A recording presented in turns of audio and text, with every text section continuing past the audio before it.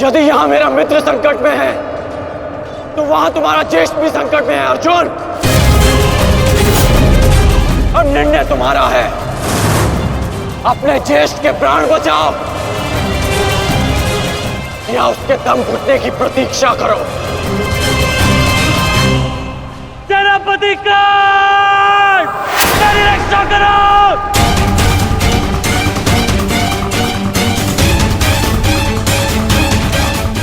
संभव। भीम तो बंधन में बंधा है, फिर दुशासन क्यों चीख रहा है?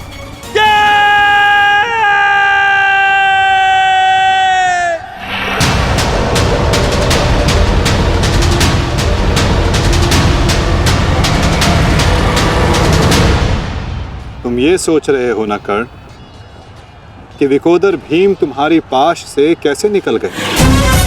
कदाचित तुम भूल रहे हो कि विकोदर भीम पवन पुत्र है और पवन को कौन रोक सकता है?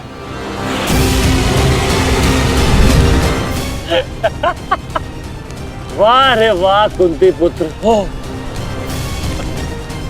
पवन पुत्र। बस इतना ही बल है तुमने। बुलाओ बुलाओ अपने भाइयों को यहाँ।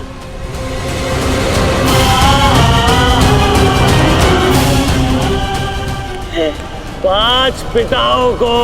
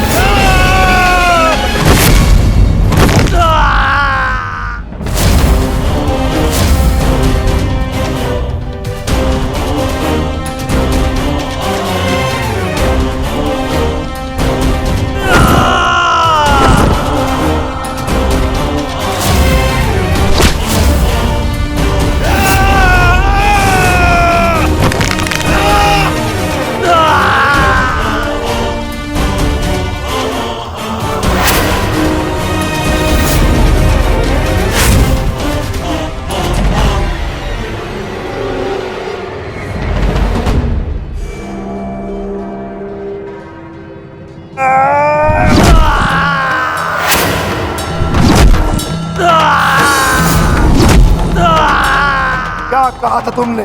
आज फिर से पांचाली का वस्त्रण करेगा? मैं आज और इसी क्षण तुम्हारे प्राण हर लूंगा घृणित दुशासन।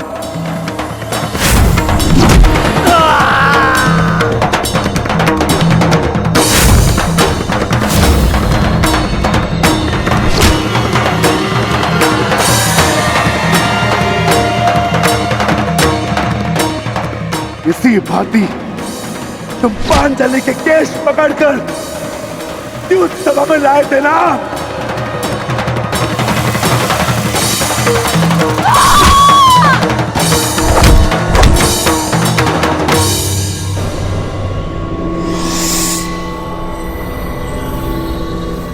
बुला दुशासन, बुला बुला अपने उस ज्येष्ठ भ्राता को जिसके कारण आज तेरी यह दशा हुई है।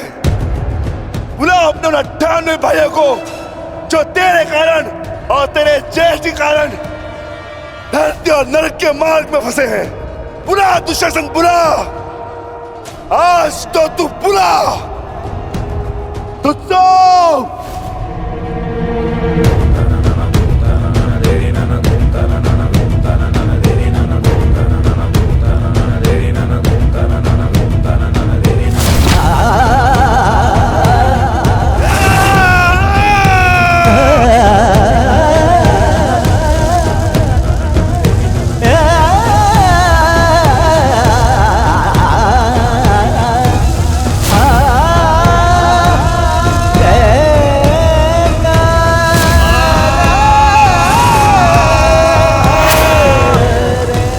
इसी भांति तुमने पांचाली के केश पकड़कर उसे घसीटा था ना?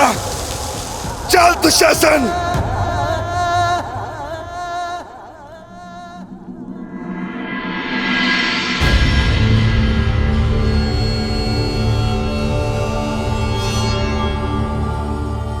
प्रणिपात माता। पिताश्री ने आपको कुरुक्षेत्र में प्रस्तुत होने का आह्वान दिया। आशा करती हूँ वृकोदर, युद्ध समाप्त होने के पश्चात आपकी पत्नी पुनः अपने केश बांध सकेगी। मुझे विश्वास है पांचाली कि इस आने वाले युद्ध में मैं वृकोदर भीम उस दुशासन की छाती फाड़कर उसके छाती के लहू से तुम्हारे केश सींच पाऊंगा।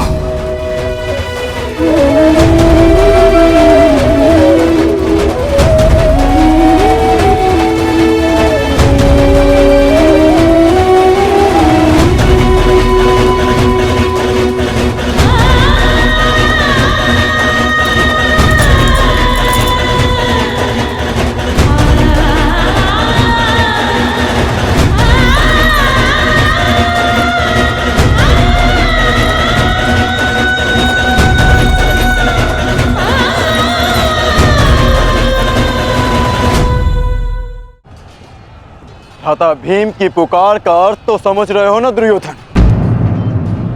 आज तुम्हारा 99वां अनुज भी जीवित नहीं बचेगा। जिस प्रकार उस द्यूत सभा में हम कुछ ना करने के लिए विवश थे, आज उसी प्रकार तुम अपने अनुज की रक्षा ना करने के लिए विवश हो। विवशता क्या होती है उसका भान आज होगा तुम्हें। तुम्हारा अंत करने से पूर्व तुम्हें तुम्हारे किए कुकर्मों का भान कराना आवश्यक है दुर्योधन। हम तो उस दिन विवश थे, किंतु मैं तुम्हें एक अवसर देता हूं। सूर्य अस्त होने में अभी 2 घड़ी शेष हैं और तुम्हारे अनुज के पास थी।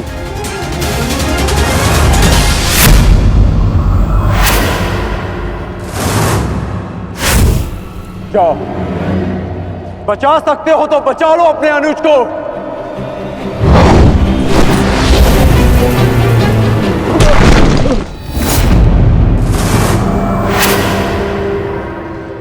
जाओ दुर्योधन, दौड़ाओ अपना रथ और बचा लो दुशासन के प्राण। कर चलो।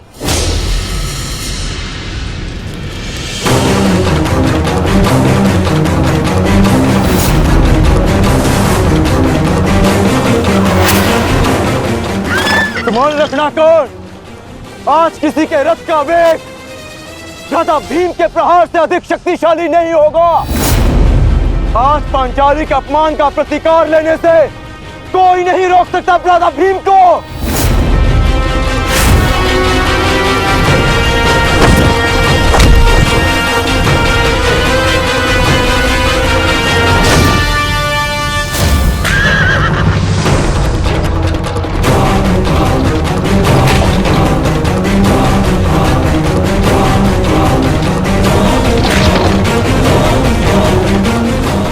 शीघ्रता करो मित्र।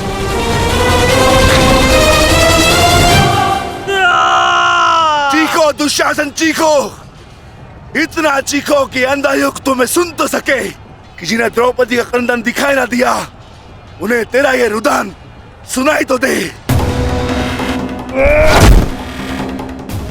चीखो दुशासन कि संसार को संदेश मिले कि क्यों किसी स्त्री का अपमान नहीं करना चाहिए।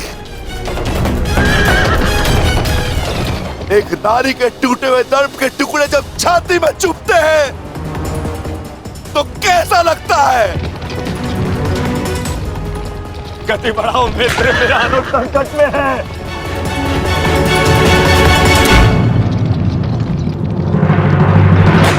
इस बाएं हाथ से तुमने द्रौपदी के केश पकड़े थे ना, स्मरण है ना नीच।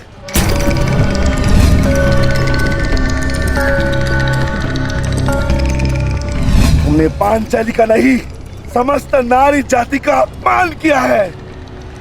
आपको तुम्हारे धड़ पर रहने का कोई अधिकार नहीं।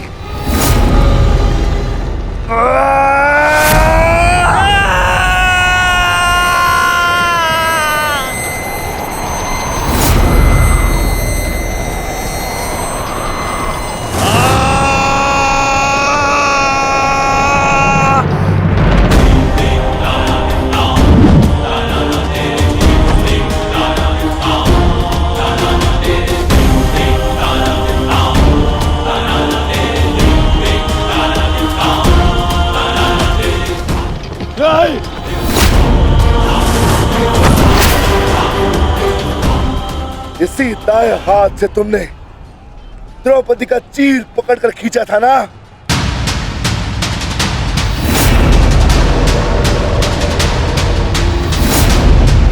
अब चीर क्या, तुम लीर भी नहीं खींच पाओगे।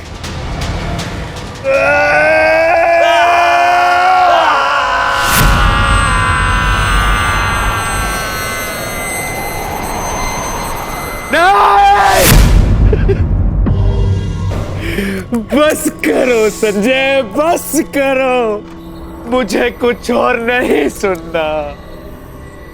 दुशासन!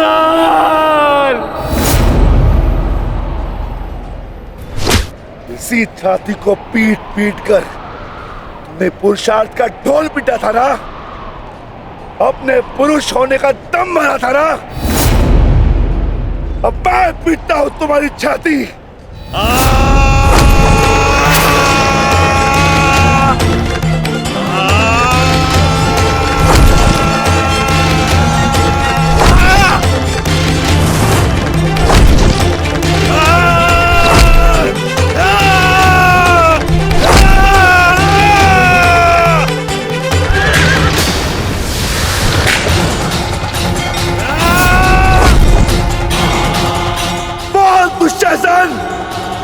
तुमने क्या कहा था पांचाली को?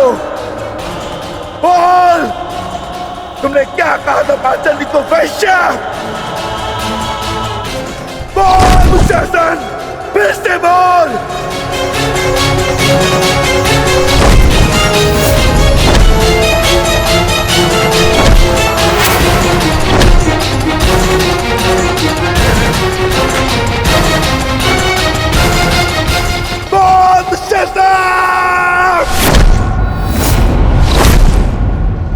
बोल दुशासन, बोल।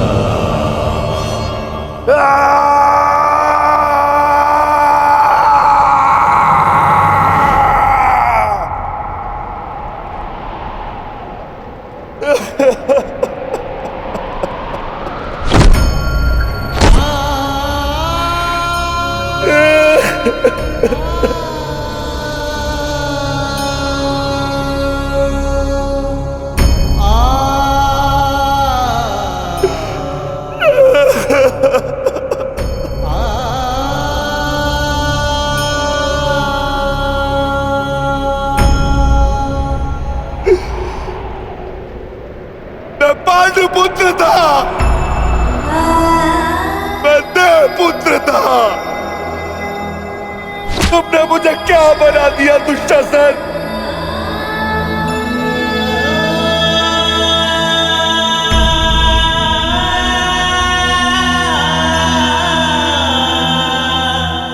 तुमने मुझे पशु बना दिया, तुमने मुझे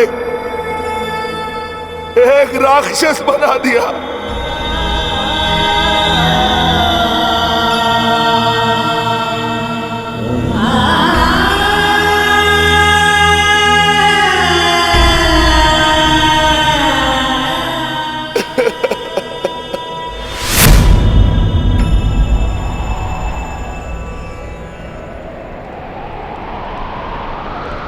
मैंने अपनी प्रतिज्ञा पूर्ण की पांचाली, परंतु मेरे प्रश्न का उत्तर पूर्ण नहीं हुआ। क्यों मुझे ऐसे युग में जन्म लेना पड़ा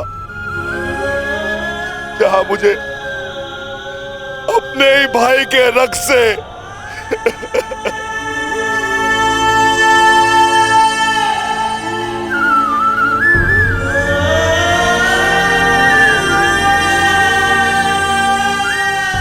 ऐसा क्यों हुआ पांचाली? ऐसा क्यों हुआ?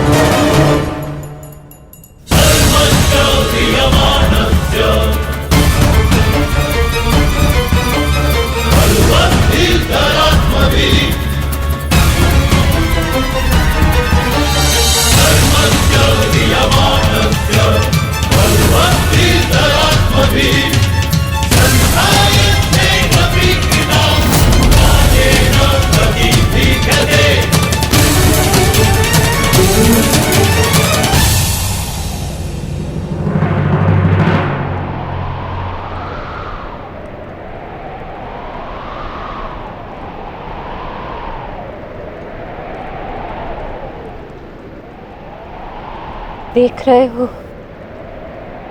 युवराज दुर्योधन,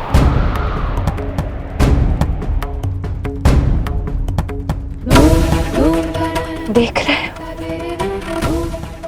अंगराज कर्ण, ये लहू, ये रक्त, ये 5 गांव ना देने का मूल्य नहीं।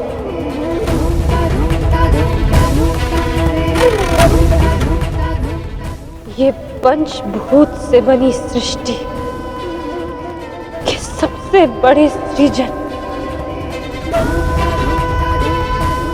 स्त्री के अपमान,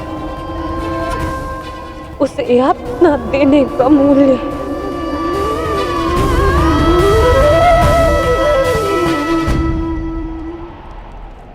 एक स्त्री, एक माता, एक पत्नी का जब जब अपमान होगा,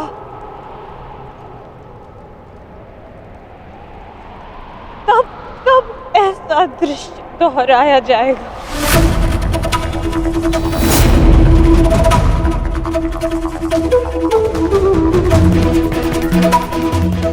तब तब ऐसा दृश्य दोहराया जाएगा दुर्योधन।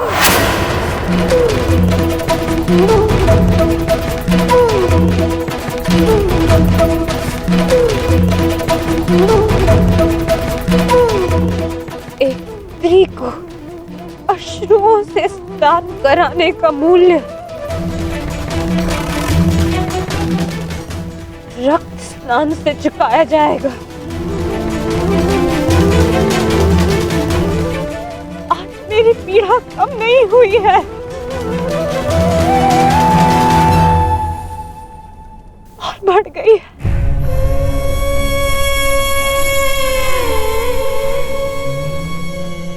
संसार में किसी को भी द्रौपदी जैसा भाग्य ना मिले, जिसे अपने ही कुल के सामने, अपने ही कुल के पुरुषों के हाथों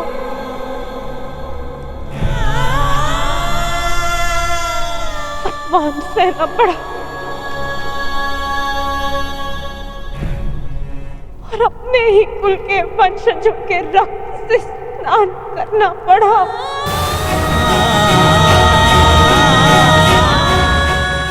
हे ईश्वर, इस संसार में किसी को भी द्रौपदी बनाकर जन्म मत देना।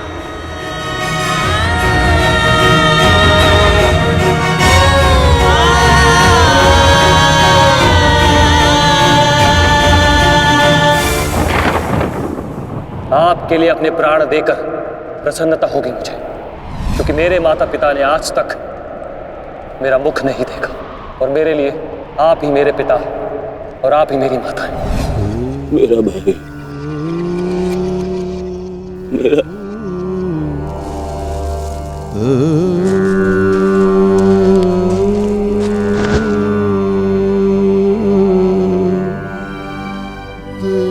दुशासन,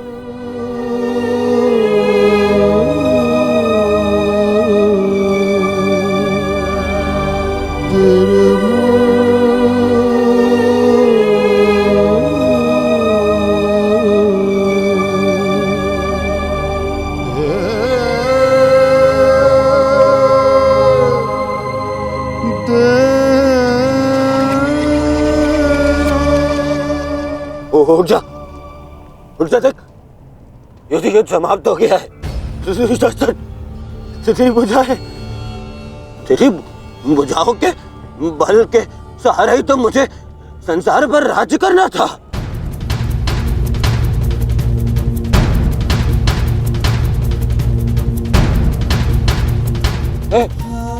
दुशासन, मेरा अनुज नहीं, तेरी आंखें का तू अनुज, मुझे यूं अंधकार में छोड़कर मत जा अनुज।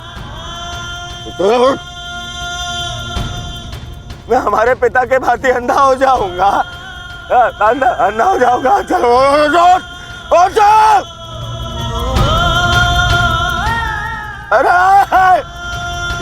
अरे इसकी बुझाए क्या है? अरे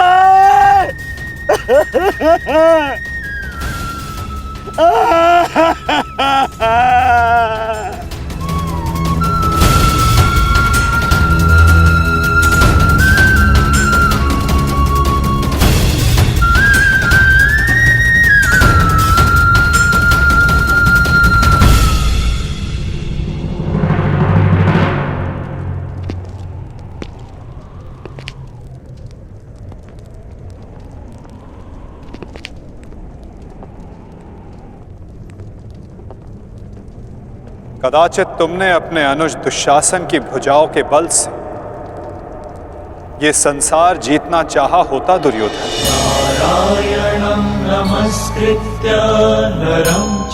तो आज सारा संसार तुम्हारा दास होता, किंतु नहीं, तुमने इसकी भुजाओं के बल से एक स्त्री का वस्त्र हरण करना चाहा दुर्योधन।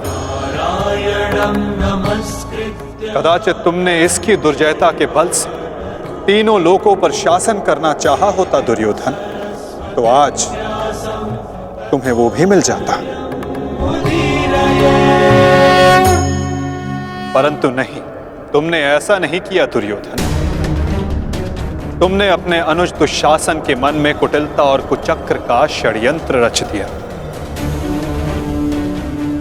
कदाचित तुमने अपने नेत्रों को उचित मार्ग दिखाया होता दुर्योधन, परंतु तुमने अपनी उन आंखों से महाविनाश का स्वप्न देखा।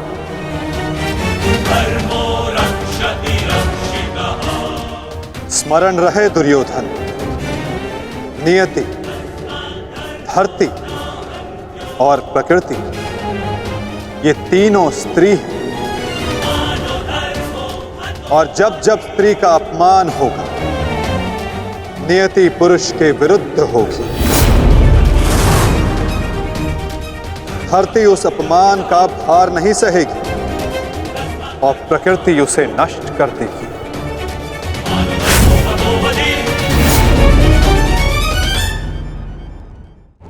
क्यों खेला तुमने जुआ दुर्योधन?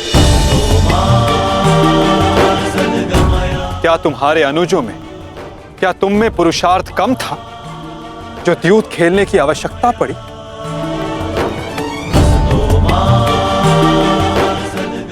इसी द्यूत के कारण एक स्त्री पहले अपने ही अश्रों में नहाती है और अब अपनों के ही रक्त से।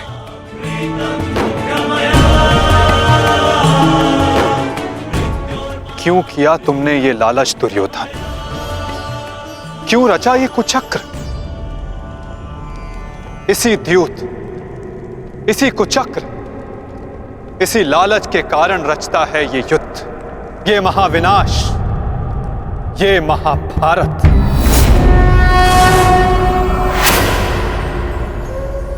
क्यों आज एक भ्राता को अपने ही अनुज के रक्त को पीना पड़ा और दूसरा आज स्वयं के रक्त में लथपथ है? स्मरण रहे, जो हाथ स्त्री की लाज, उसके मान के रक्षण के लिए है, यदि वो हाथ स्त्री की लाज उतारने का दुस्साहस करेंगे, उसका मान भंग करने का दुस्साहस करेंगे, तो उन हाथों को धड़ से अलग कर दिया जाएगा।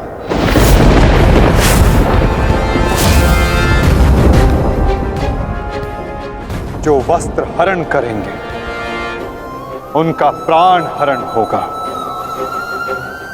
जब जब किसी की आंखें अनुचित होता देखना स्वीकार करेंगी, तब तब उन आंखों को बंद होना होगा।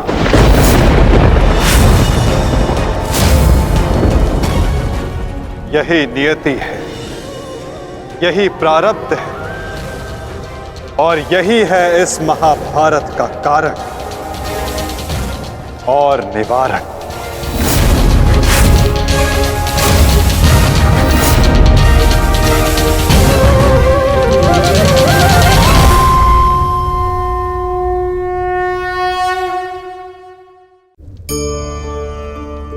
इन भिन्न भिन्न प्रकार के पात्रों को देख रहे हैं आप? क्या आप बता सकते हैं कि इन पात्रों में क्या रखा है? आपको लग रहा होगा कि इसमें भिन्न भिन्न प्रकार के द्रव्य है ना? परंतु ऐसा नहीं है। इन सभी में एक ही जल है। देखिए,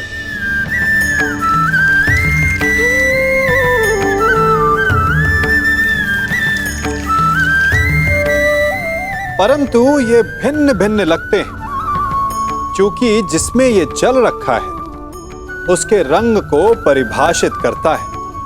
अब यूं समझिए कि इस पात्र में रखा जल हम हैं और ये पात्र वो संगति है जिसमें हम रहते हैं।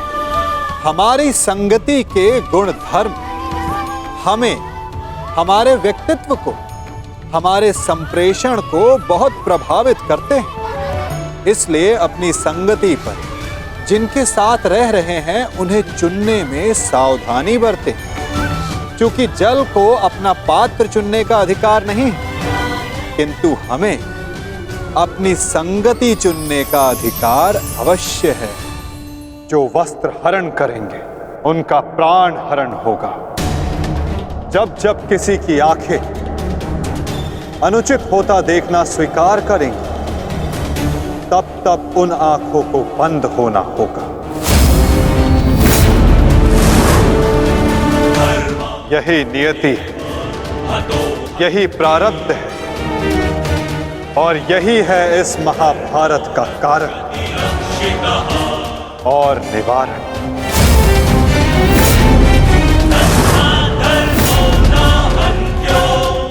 अधर्म की ओर धर्म के बढ़ते बाणों को रोकने का प्रयास करने वालों को बाणों की शैया पर विश्राम करना होगा।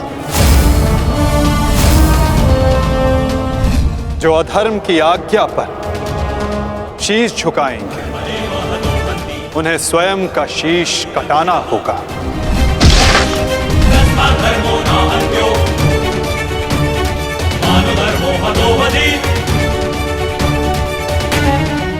अधर्म को ना किसी का कवच बचा सकता है, ना ही किसी के बाण। ऐसा कोई रथ नहीं जिस पर अधर्म चढ़कर अपने लक्ष्य तक पहुंच सके। ग्रास लेगी ये धरा उस अधर्मी को भी और अनचाहे उसका साथ देने वाले के रथ को भी। जो एक झूठे वचन के लिए सत्य के चक्र के समक्ष आकर खड़ा होगा, उसे स्वयं सत्य के चक्र के साथ धंसना होगा। ददामानं सृजाम्यहम्।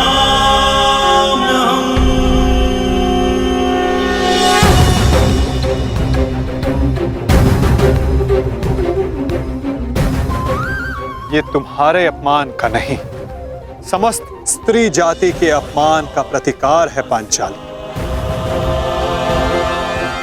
संसार को समझना होगा कि कभी किसी स्त्री को प्रतिशोध के लिए ना ललकारे, क्योंकि प्रतिशोध पाकर मन की अग्नि शांत नहीं होती, अपितु और धधकती है। यही है इस महाभारत का संदेश और नियति का उपदेश।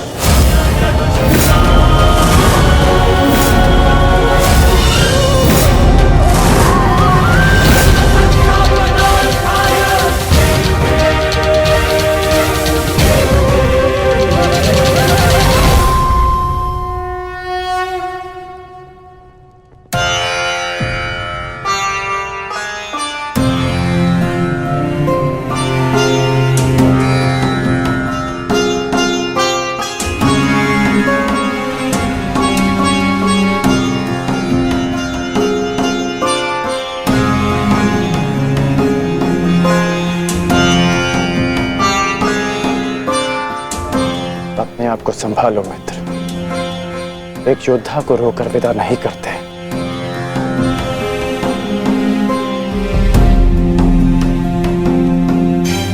हम तो शासन का बलिदान जो व्यर्थ नहीं जाने देंगे। आगे बढ़ो मित्र, अपने अनुज की अंतिम विधियां पूर्ण करो।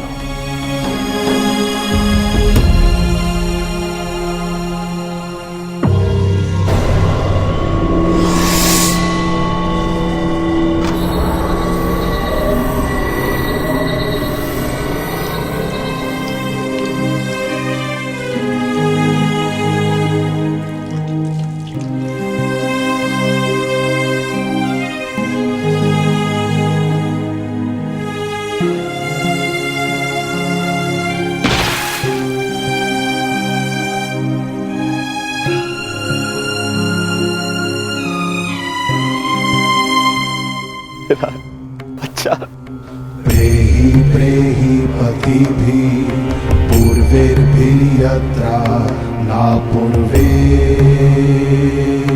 पितरपर्युः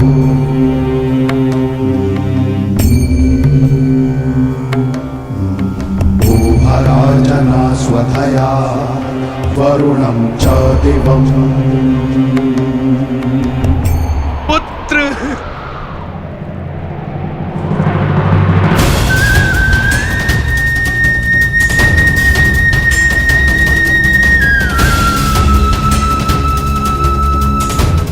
क्यों? कैसे कैसे होने दिया तुमने ये? तुम्हारा अनुज तुम्हारा उत्तरदायित्व था, उसकी रक्षा कैसे ना कर पाए तुम? मैं नेत्रहीन हूं पुत्र, परंतु ऐसा प्रतीत होता है जैसे किसी ने मेरा एक नेत्र छीन लिया है।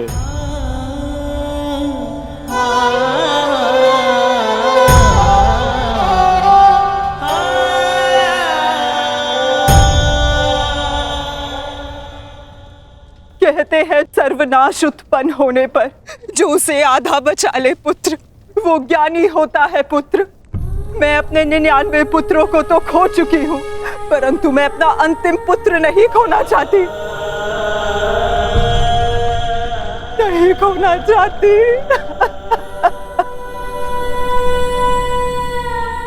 बंद कर दो ये महाविनाश दुर्योधन, और लौट चलो। किसी को तो रहने दो जो हमारा पिंड दान कर सके।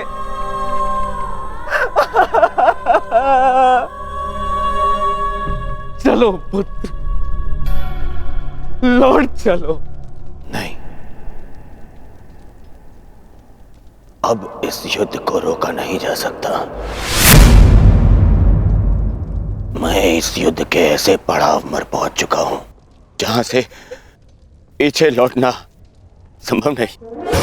ये दलदल या तो मुझे निगल जाएगा और या मैं इसे समाप्त कर दूंगा। अब या तो उन पांडवों का अंत होगा और या तो मेरा। नहीं, उससे पूर्व कदाचित ये युद्ध नहीं रुक सकता। अब ये युद्ध ना मुझे राज्य के लिए लड़ना है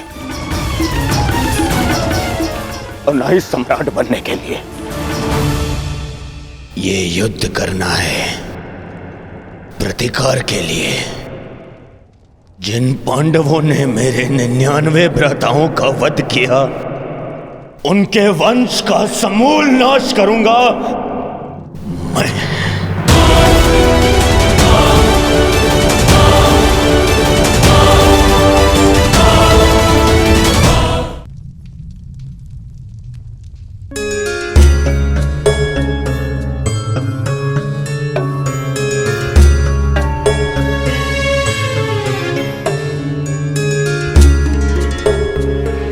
किस चिंतन में डूबे हो युधिष्ठिर?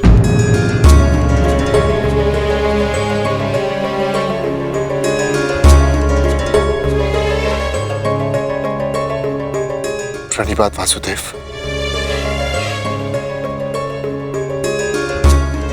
तुमने मेरे प्रश्न का उत्तर नहीं दिया युधिष्ठिर। हाँ वासुदेव, मेरा मन अशांत है। बुद्धि पर जैसे भ्रम की धूल सी जमी है। समझ में नहीं आ रहा है वासुदेव कि इस महायुद्ध से हमें क्या प्राप्त होगा। आश्चर्य, धर्मराज के मन में ऐसा असमंजस। वासुदेव, मैं आपसे निवेदन करता हूं कि मुझे धर्मराज कह के मत पुकारिए। इस धर्म युद्ध में बिखरे अधर्म की छींटें मुझ पर भी पड़ी हैं। मैं धर्मराज कहलाने योग्य नहीं हूं वासुदेव। युद्ध में शरीर और सेना के बल से अधिक महत्वपूर्ण आत्मबल होता है युधिष्ठिर। और इस प्रकार युद्ध के मध्य में सम्राट का मन दुर्बल पड़ जाए, ये उचित नहीं है। तुम ये मत भूलो युधिष्ठिर कि ये महायुद्ध केवल तुम्हारा नहीं है, ये संपूर्ण भारतवर्ष की उस प्रजा का भी है जो न्याय चाहती है, जो अधर्म से मुक्ति चाहती है, जो तुम्हें हस्तिनापुर का योग्य उत्तराधिकारी मानते हैं, जो तुम में भारत का योग्य सम्राट देखते हैं। इस युद्ध में तुम्हें सम्राट बनते देखने के लिए अनगिनत सैनिकों ने अपनी आंखें बंद कर ली युधिष्ठिर, और आज भी अनगिनत सैनिक सज्ज हैं अपना बलिदान देने के लिए। एक सम्राट का कर्तव्य है कि वो अपनी सेना, अपनी प्रजा का मार्गदर्शन करे, ना कि स्वयं दुविधा में फंस जाए।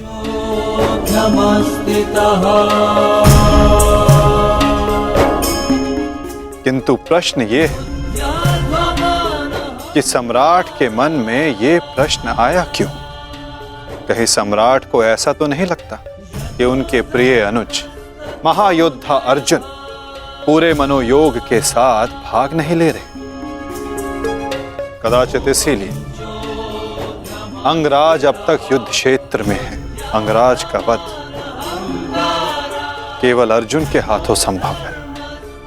यदि युद्ध भूमि में अर्जुन अंगराज का वध कर देते हैं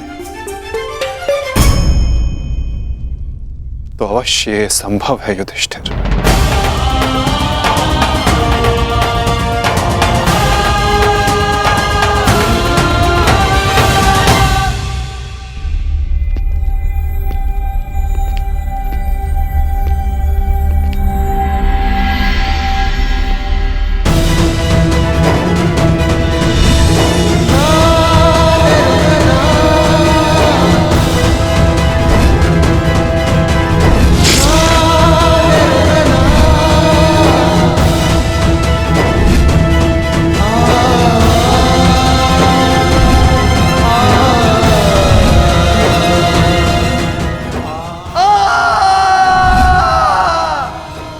जीवन पर परिवर्तन के लिए संघर्ष किया, क्योंकि जब भी मैंने ऐसा किया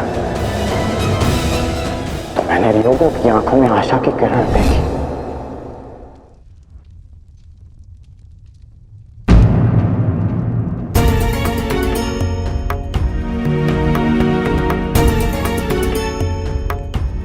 जिस परिवर्तन के लिए तुम लड़ रहे हो उसके लिए सबसे पूर्व तुम्हें सशक्त होना होगा कर्ण।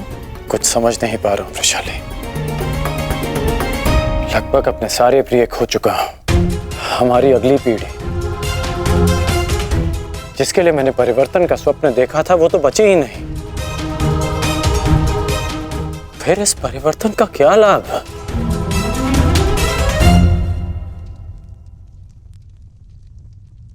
तुमने जो जो सहा है मुझे उसका भान है कर्ण, परंतु कुछ नवीन पाने के लिए बलिदान करने ही पड़ते हैं। युद्ध में योद्धा वीर गति प्राप्त करता है ये भी जानते थे। धन की, प्राण की, अपनों की हानि होती है ये भी तुम जानते थे कर्ण। फिर आज ये उद्विग्नता क्यों? इस समय तुम कौरव सेना के सेनापति हो अंगराज, और तुम्हारी सेना को तुम्हारे मनोबल की आवश्यकता है। उन्हें एक सशक्त सेनापति चाहिए, ना कि एक टूटा हारा योद्धा। हम सबको तुम पे विश्वास है कर्ण, मुझे तुम पर विश्वास है। तुम ही हो कर्ण जो ये परिवर्तन ला सकते हो।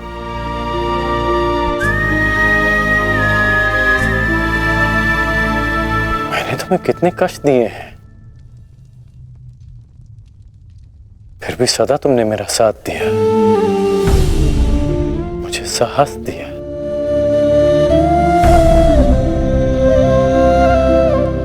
मैंने सदैव परिवर्तन चाहा है, उसमें विश्वास रखा है, पर आज स्वयं को संभाल नहीं पा रहा हूं मैं।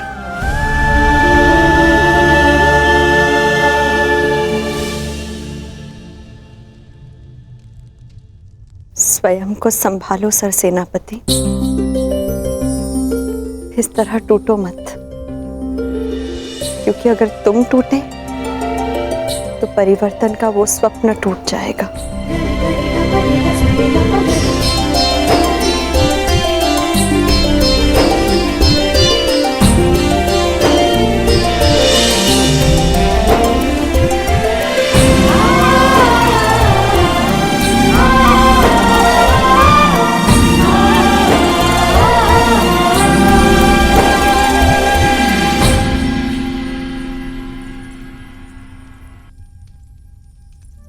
जी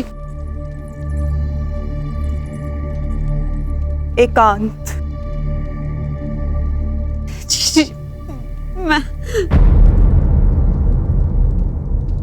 कुछ मत कहो कुंती, समय ने मुझे उस मोड़ पर लाकर खड़ा कर दिया है जिस मोड़ पर ना तो मेरे पास कुछ कहने के लिए है और ना ही सुनने के लिए। तुम्हें स्मरण है तुम्हें वो समय कुंती, जब हमारे हस्तिनापुर में हर्ष, खुशी, उल्लास और आनंद होता था। मुझे दम्भ होता था कि मेरे कक्ष में 100 और तुम्हारे कक्ष में 5 दीपक हैं, परंतु आज मेरा ये कक्ष अंधकार में डूब गया है। एक एक करके इस अभागिन माता ने अपने 99 पुत्र खो दिए हैं। परमात्मा से 100 पुत्रों की माता होने का सौभाग्य पाकर भी आज मेरे दोनों हाथ खाली हैं। माता के आंसू तो अपने एक पुत्र के वियोग में सूख जाते हैं, परंतु मैं अभागिन गांधारी अपने 100 पुत्रों के विलाप के लिए अश्रु कहां से लाएगी कुंती? कहां से लाएगी? ऐसा नहीं है दीदी, ये दुर्भाग्य नहीं, हमारी असफलता है।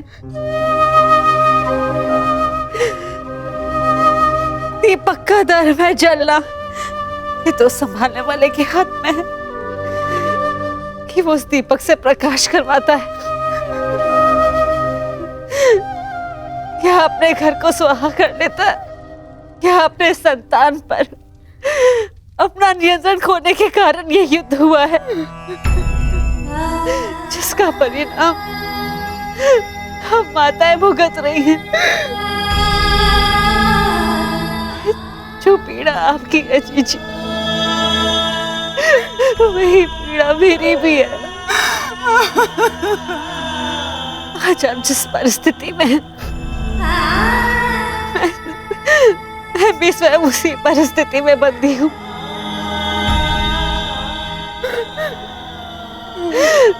भाइयों को लड़ते देख कौन सी माता प्रश्न हो।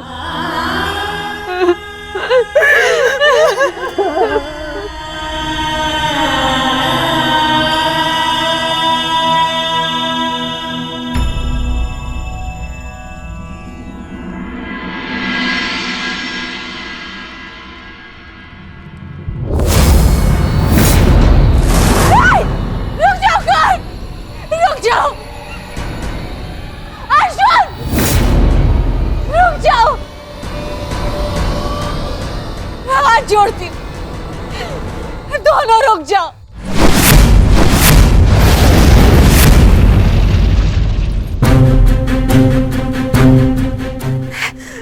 ऐसा नहीं होने दूंगी।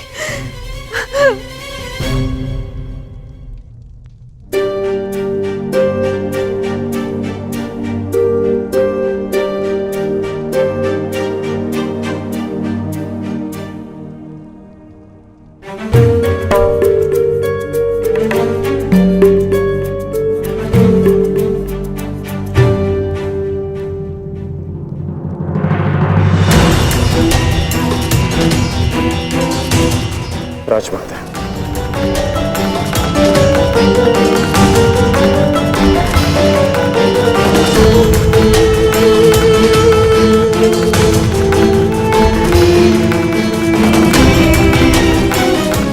बड़ी बात राजमाता, ऐसा क्या हो गया कि आपको इस समय यहाँ आना पड़ा? कुछ शुभ क्षणों ने मेरे मन को व्याकुल कर दिया है। मैं समझ सकता हूँ, जिस माता के सारे पुत्र युद्ध पर हों, उस माता का मन व्याकुल होना स्वाभाविक है। बात ये नहीं, मैंने दुस्वप्न देखा।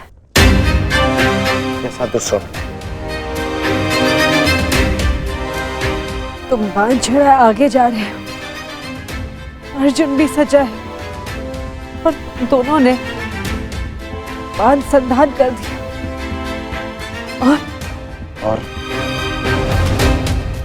मैं बीच में आ गई, किंतु तुम दोनों ने बांध छोड़ दिया। फिर क्या हुआ? फिर मेरा सपना टूट गया। जो स्वप्न आपने पूरा देखा ही नहीं, उसके लिए आप व्यथित क्यों हो रही हैं? मैं व्यथित हूं क्योंकि बाण किसी का भी हो, किसी की भी छाती भेदे, पीड़ा मेरे को ही होनी है। संसार की दृष्टि में आपकी कोख 5 बार भरी है। ये आपका दुर्भाग्य था या मेरा प्रारब्ध? हमें इसे स्वीकारना होगा राजमाता। तुमसे विनती करती हूँ, इस युद्ध को त्याग दो। क्या ये विनती आप अर्जुन से कर सकती हैं? बताइए।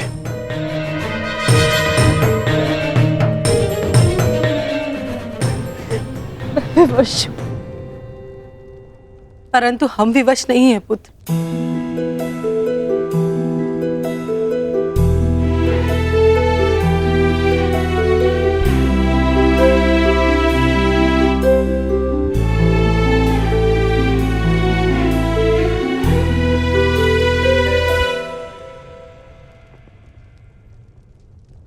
छोड़ दो ये युद्ध पुत्र, छोड़ दो।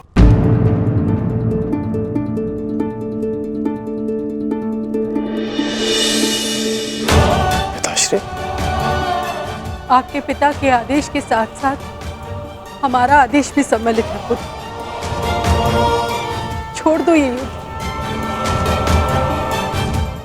पुत्र, ये युद्ध परिवर्तन के लिए नहीं, विनाश के लिए।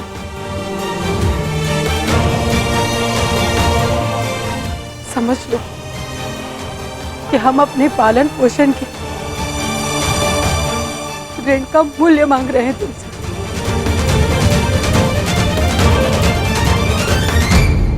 लौट चलो पुत्र, लौट चलो।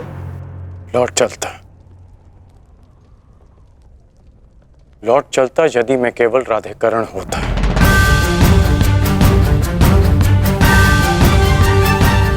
अब मैं कौरव सेना का सर सेनापति हूं पिताश्री। मैं नहीं लौट सकता।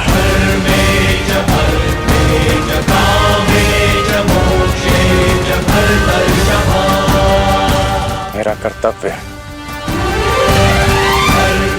आपका आदेश ना मानने के लिए मुझे विवश कर रहा है।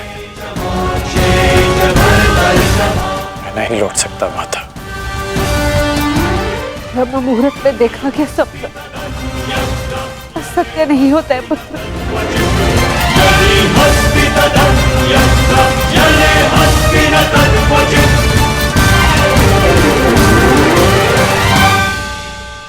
आपका स्वप्न टूटा है राजमाता, परंतु मेरा वचन नहीं टूटेगा।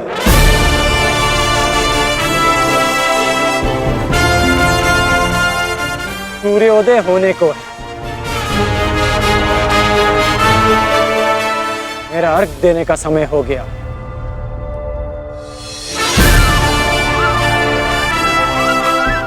आज्ञा दीजिए। प्रणिपात।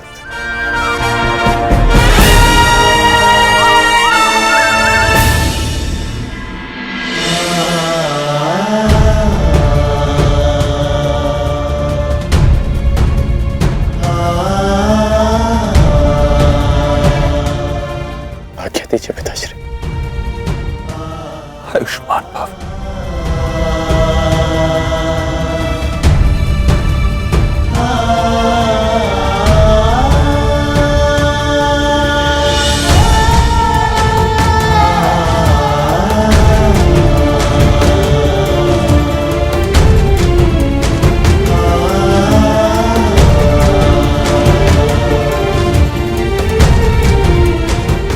अश्रु नहीं माता, चलता।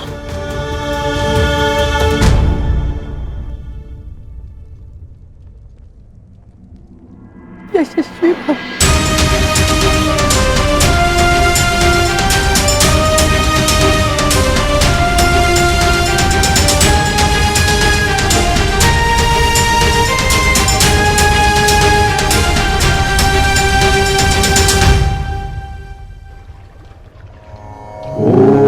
सूर्याय नमः।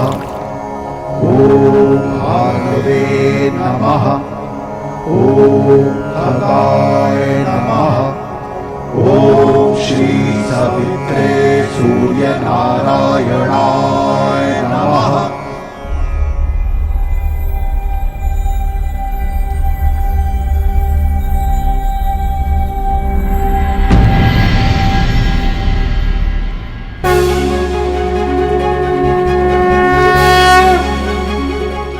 प्रणाम गुरुदेव, प्रणाम। आयुष्मान भव पुत्र, आयुष्मान भव।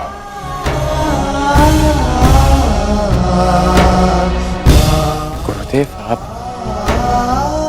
आप यहाँ? मैं तुम्हें कुछ स्मरण कराने आया हूँ राधे। मुझे स्मरण है गुरुदेव, ये अर्घ्य देते समय मुझसे कोई कुछ भी मांगे उसे मैं पूर्ण करूंगा, और ये मेरा सौभाग्य होगा यदि मेरे गुरु मुझसे कुछ मांगे। आदेश दीजिए गुरुदेव। मैं तुमसे कुछ मांगने नहीं आया हूं पुत्र, तुम्हें कुछ और स्मरण कराने आया हूं। क्या गुरुदेव? जब तुम मेरे पास दीक्षा के लिए आए थे तो मैंने तुम्हें ब्रह्मास्त्र, ब्रह्मशिरास्त्र और ब्रह्मांड अस्त्र देकर भी उसे तुम्हारे लिए निष्क्रिय कर दिया था। स्मरण है मुझे, मैंने तब भी कहा था और आज भी कह रहा हूं कि गुरु का श्राप भी आशीर्वाद होता है। मुझे उस बात का कोई दुख नहीं गुरुदेव। परंतु मुझे दुख है पुत्र, मुझे दुख है, और मैं तुम्हें यही स्मरण कराने आया हूं।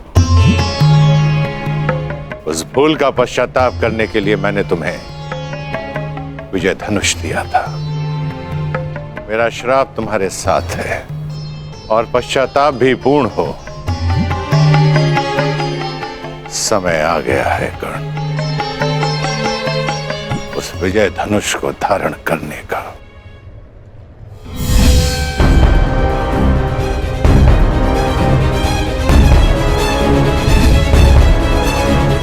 विजय धनुष का आवाहन करो और विजय धनुष को धारण करो। जब तक वो विजय धनुष तुम्हारे हाथों में रहे, इस संसार में कोई भी शत्रु तुम पर विजय नहीं पा पाएगा।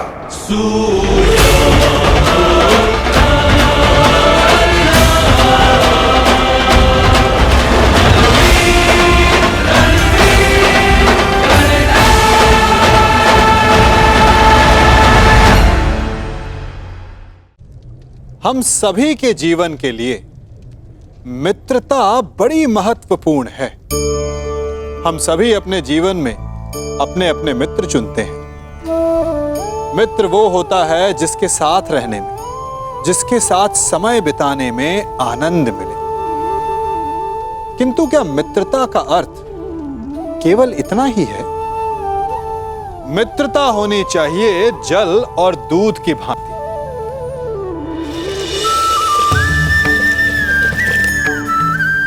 जो एक साथ सदा मिल जाते हैं, एक आकार हो जाते हैं। जब दूध उबलता है तो जल भाप बनकर उड़ता है, ताकि दूध का अस्तित्व बना रहे। जब यह मिश्रण उफनता है तब दूध पात्र से पहले गिरता है ताकि वो जल को बचा सके।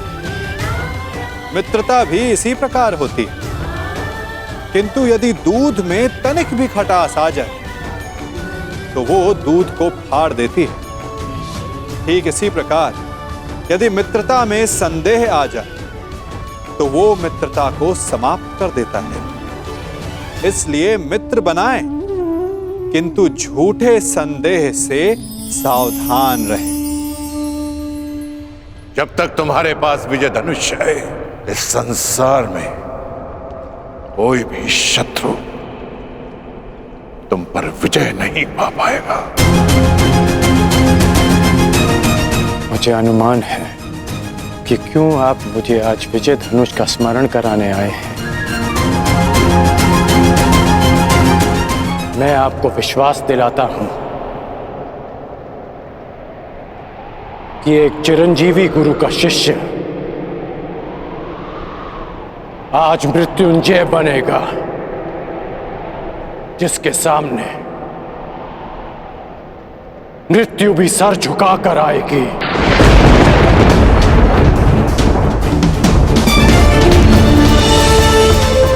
ये आपके शिष्य का आपको वचन है गुरुदेव।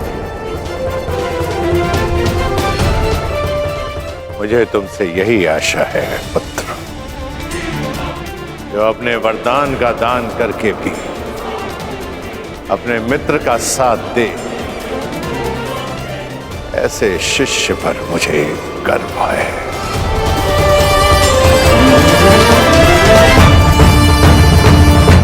परशुराम को कोई इसलिए स्मरण करे या ना करे कि उसने धरा को 21 बार क्षत्रिय विहीन कर दिया था, परंतु संसार परशुराम को इसलिए स्मरण अवश्य करेगा कि उसके शिष्य गण ने अपने वचन को निभाने के लिए अपने आप को कवचहीन कर दिया।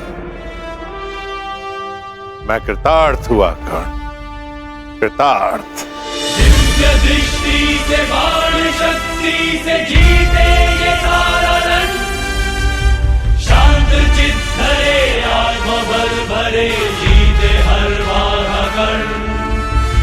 छूट ना पाए लक्ष्य हो चाहे सूक्ष्म सा छुपा हो कर्ण।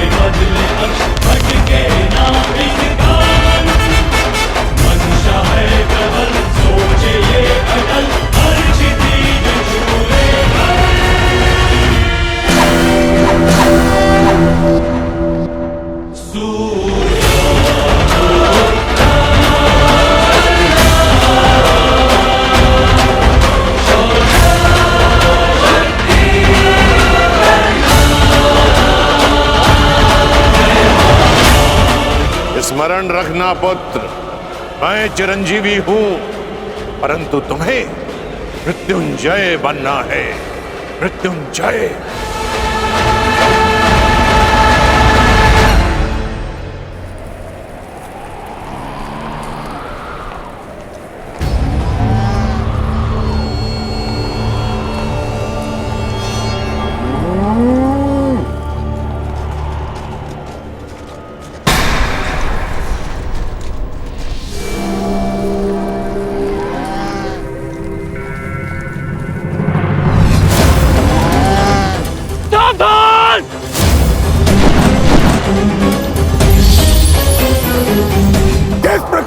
तुमने कीचड़ में फंसे हुए मेरे असहाय बछड़े को मारा है, उसी प्रकार तुम भी एक दिन पृथ्वी पे असहाय गिरे रहोगे।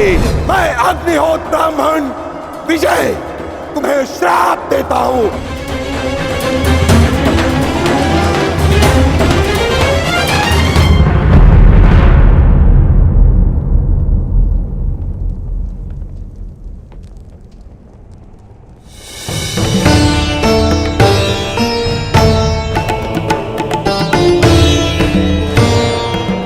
प्रणिपात माधव।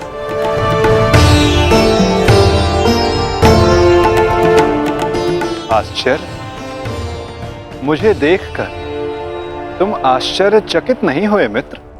ब्रह्म मुहूर्त में आज जन्मदात्री मेरे पास आई। तर्पण के समय गुरुदेव आए और अभी उस श्राप का स्मरण हुआ। विश्वास हो गया माधव कि आज का दिवस विशेष है और भान था कि ऐसे में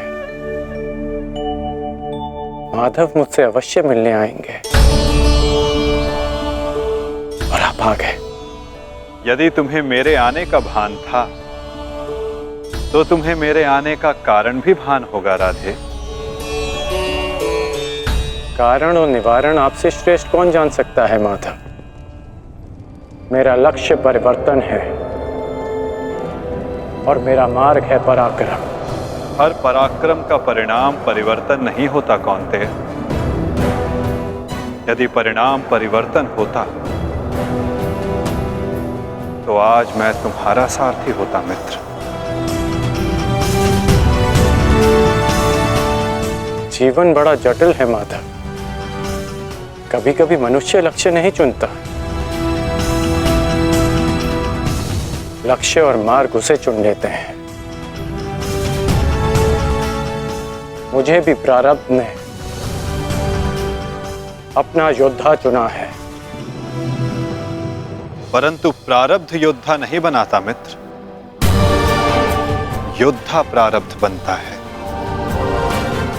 यदि तुम चाहो तो अब भी भारतवर्ष का प्रारब्ध बदल सकते हो मित्र। सारथी प्रस्तुत है।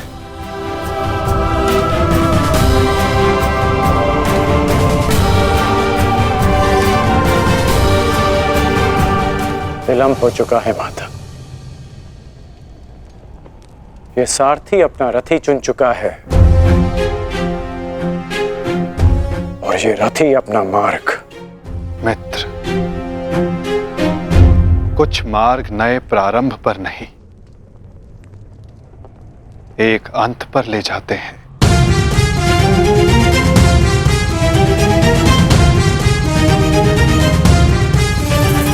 मैं आपका मंतव्य समझता हूं माधव, परंतु मैं अपना गंतव्य नहीं बदल सकता।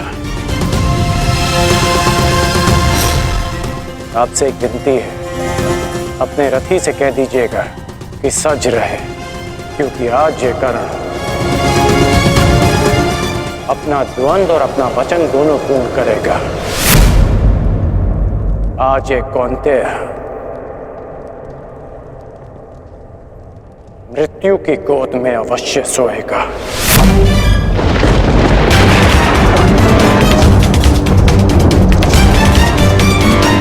क्या ये तुम्हारा अभिमान है मित्र? ये अभिमान नहीं है वासुदेव, ये मेरा भान है। 14 वर्ष पूर्व एक अनुचित कार्य में ना चाहते हुए भी सम्मिलित होने का परिणाम है।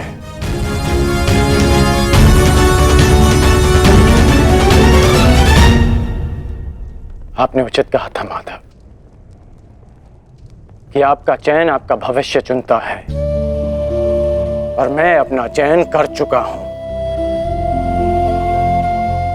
माधव, आपकी मुस्कान सदा मन को शांति देती है। प्रणिपात माधव।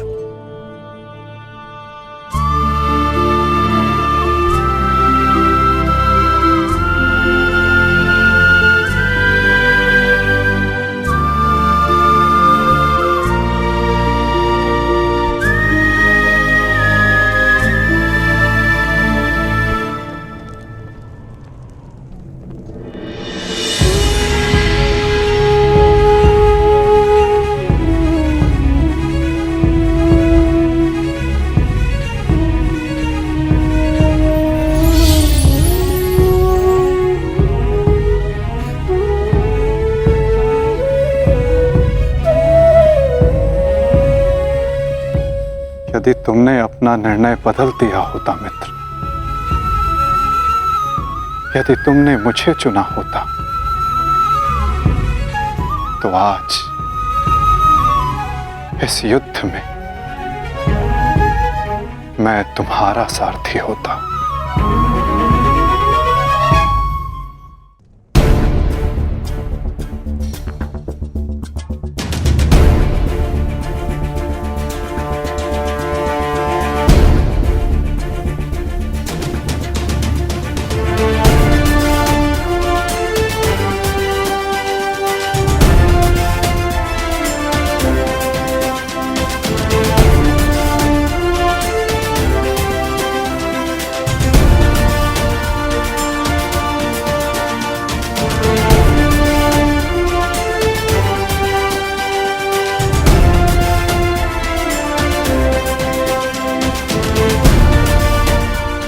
जो मन में है वो कह दो वृषाली।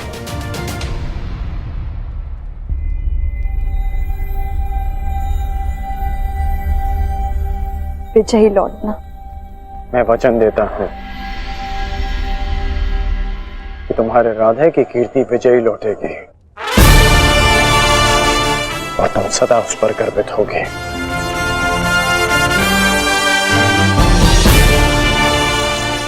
मेरे पश्चात तुम्हारे पास या तो परिवर्तन होगा या मेरी कहानी, मेरी व्यवस्था ने तुम्हें बहुत प्रतीक्षा करवाई है वृषाली, परंतु मेरा शौर्य तुम्हें निराश नहीं करेगा।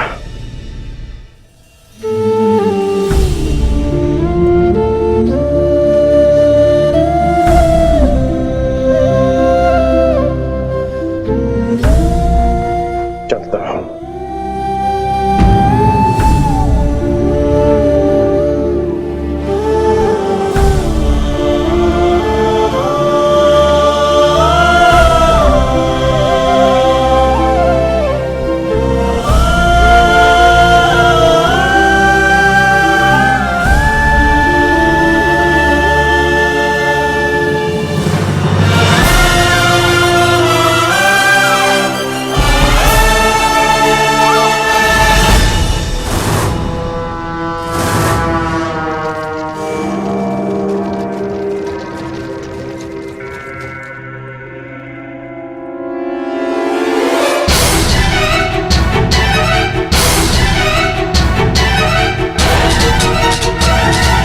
जैसा कि मैंने कल कहा, मुझे अब इस युद्ध में विजय नहीं, उन पांडवों के शीश चाहिए।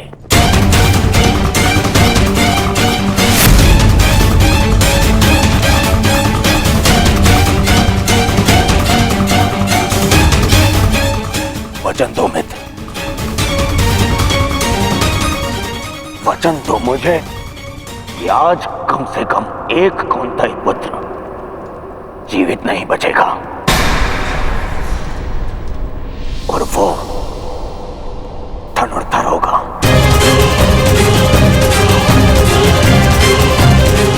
मैं वचन देता हूं।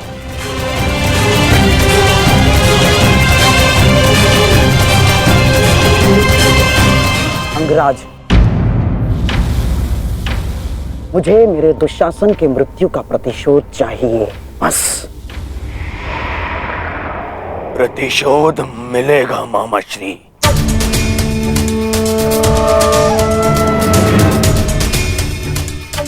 जब कर्ण ने कह दिया कि कौंतेय धनुर्धर सूर्यास्त नहीं देखेगा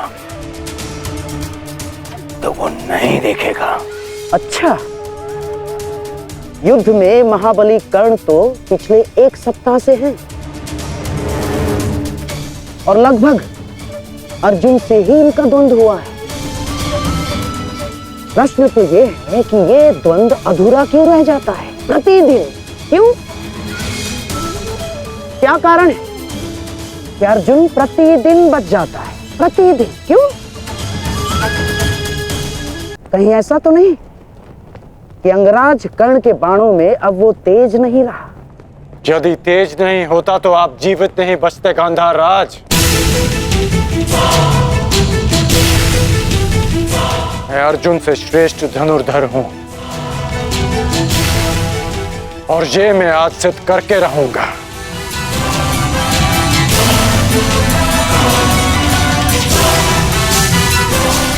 बस एक अंतर है हम दोनों के बीच, मित्र। अर्जुन के पास वासुदेव जैसे सारथी हैं और मेरे पास नहीं। तो संकेत करो मित्र, कौन सारथी चाहिए तुम्हें? तो मैं चाहता हूं कि आज एक सूत पुत्र का सारथी एक क्षत्रिय बने। कौन मित्र? मैं चाहता हूं कि आज मेरे सारथी मद्रराज शैल्य हों।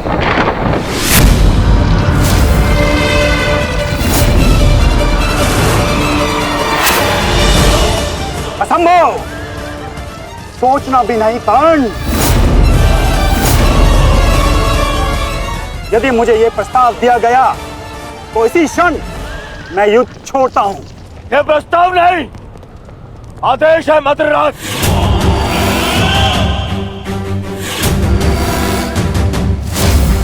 और ये आदेश है युवराज दुर्योधन का,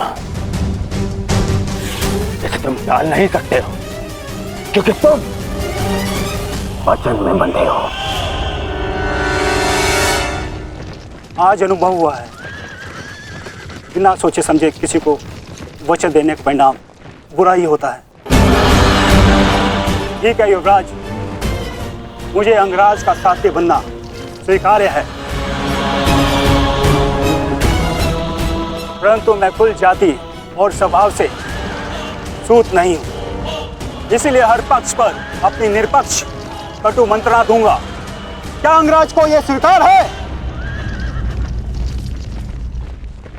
मुझे स्वीकार है।